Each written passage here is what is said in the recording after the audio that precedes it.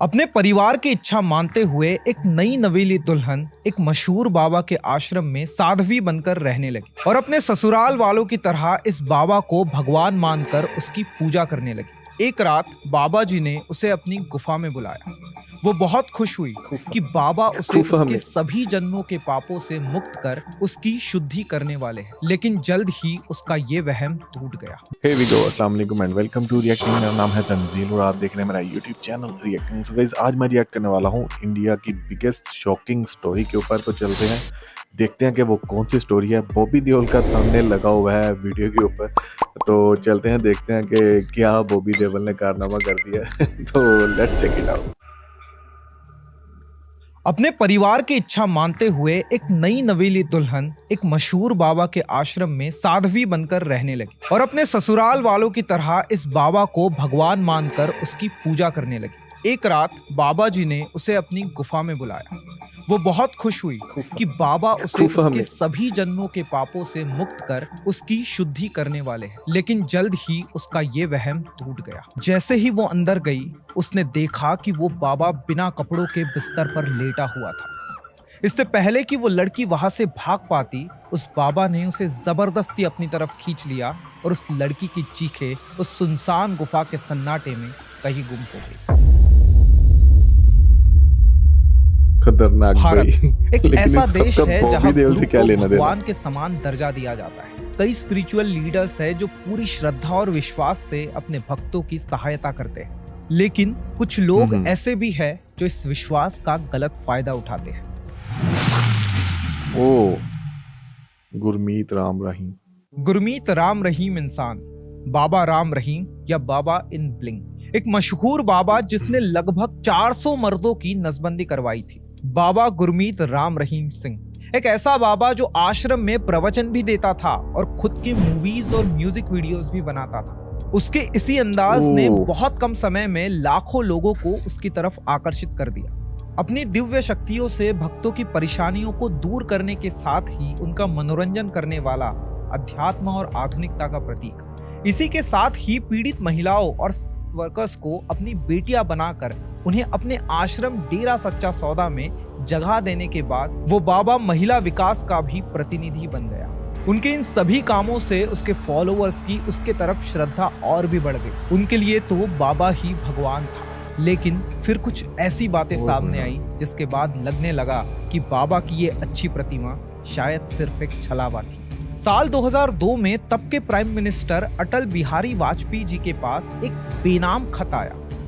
उसमें लिखा था कि बाबा राम रहीम ने अपने आश्रम की 2 साध्वियों का शारीरिक शोषण किया। ये खबर आग की तरह देश में फैल गई और जल्द ही बाबा के खिलाफ इन्वेस्टिगेशन शुरू हो गई। बाबा के भक्त भड़क उठे, दंगे हुए, बाबा को बचाने की कड़ी कोशिशें की गई, जिसकी वजह से ये केस पूरे 15 साल तक चलता रहा। और इस बीच बाबा से जुड़ी कई और घिनौनी बातें सामने आई। 2015 में हंसराज चौहान नाम के आदमी ने बाबा राम रहीम पर उसका जबरदस्ती ऑपरेशन कराकर उसे नपुंसक बनाने का केस किया। और जल्द ही सामने आया कि हंसराज जैसे 400 और लड़कों के साथ यही घिनौनी हरकत हुई थी। जितना घिनौना ये काम था, उतनी ही घिनौनी इसके पीछे की वजह थी। हंसराज के अनुसार बाबा चाहता था कि पूरे आश्रम में उसके अलावा कोई और पुरुष वहां लाए जाने वाली साध्वियों के साथ शारीरिक संबंध नहीं बना सके। हंसराज ने ये तक कह दिया कि जिन बच्चियों को बाबा गोद लेता था, उनके साथ भी उसके गलत संबंध थे। और इस बात का एक और गवाह बना बाबा की गोद ली बेटी हनीप्रीत का एक्स हस्बैंड, जिसका दावा था कि उसने खुद अपनी आंखों से अपनी पत्नी को बाबा के साथ शारीरिक संबंध बनाते हुए देखा था। इतने सारे आरोपों के बाद सीबीआई ने इन्वेस्टिगेशन की रफ्तार और ज्यादा बढ़ा दी और आखिरकार 2017 में 2002 में फाइल किए हुए उस बलात्कार केस में बाबा दोषी साबित हो गया। इसी के साथ कोर्ट में ये खुलासा भी हुआ कि 2003 में इसी केस को इन्वेस्टिगेट कर रहे जर्नलिस्ट रंजीत सिंह पर बाबा के फॉलोअर्स ने सरेआम गोलियां चलाकर उनकी हत्या कर दी। इन दोनों अपराधों के लिए बाबा राम रहीम को 20 साल की सजा सुनाई गई। लेकिन जब पुलिस उसे पकड़ने आई तो फिर एक बार उसके फॉलोअर्स ने तबाही मचाना शुरू कर दिया।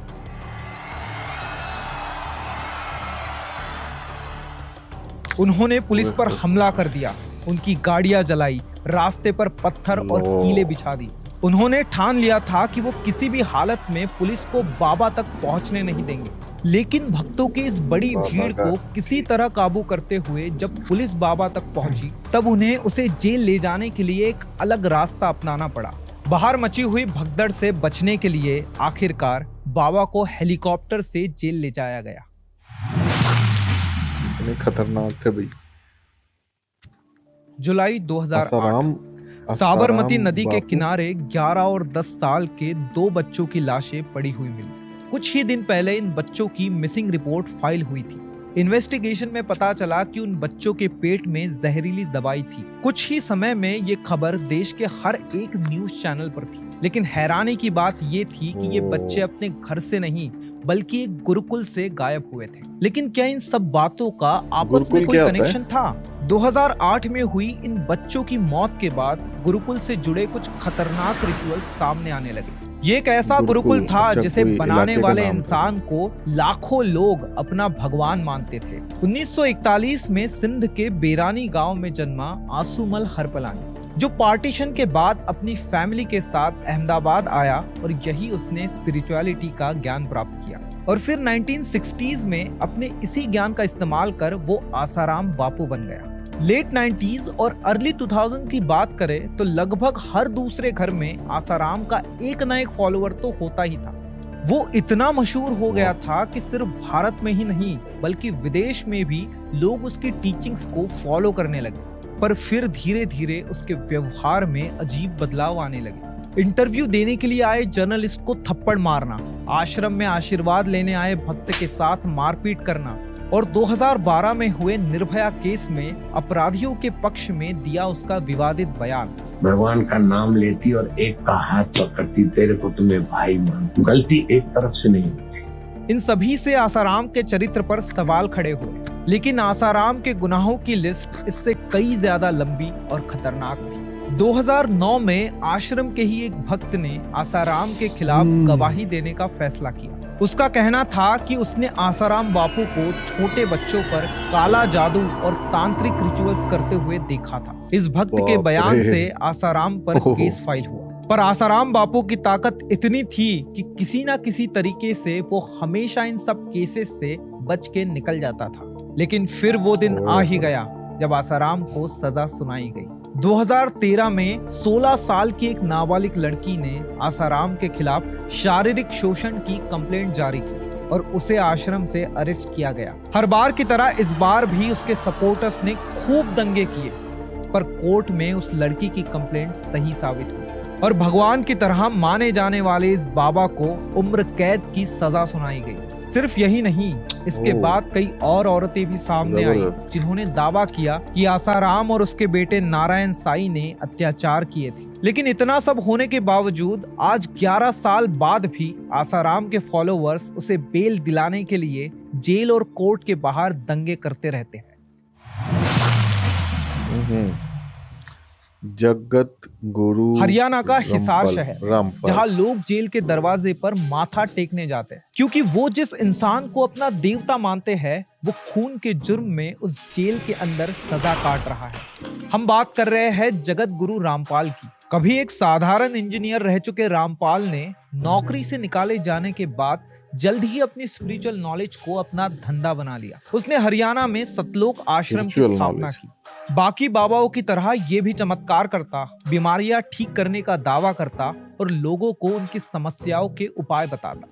लेकिन एक चीज थी जो इस बाबा को सबसे अलग बनाती थी और वो थे इसके भगवान को लेकर विचार। जहां ज्यादातर बाबा धर्म और भगवान को साथ लेकर चलते थे, वही रामपाल ने अपने फॉलोअर्स को सीधा सीधा कह दिया कि भगवान पर विश्वास ही मत करो। अपने इन्हीं विचारों की वजह ओए। से सबसे पहली बार वो विवाद के दलदल में फंसा। 2006 में आर्य समाज की एक किताब सत्यार्थ प्रकाश के खिलाफ रामपाल ने कई कंट्रोवर्शियल स्टेटमेंट्स दिए। आर्य समाज वेदों को मानने वाला समाज है और गुरु रामपाल ने उनके सभी बिलीफ्स पर सवाल उठाते हुए कह दिया कि सभी वेद, ग्रंथ और धर्म की किताबें संत कबीर को ही सुप्रीम गॉड मानती है। बाकी इस किताब में जो भी लिखा है सब झूठ है।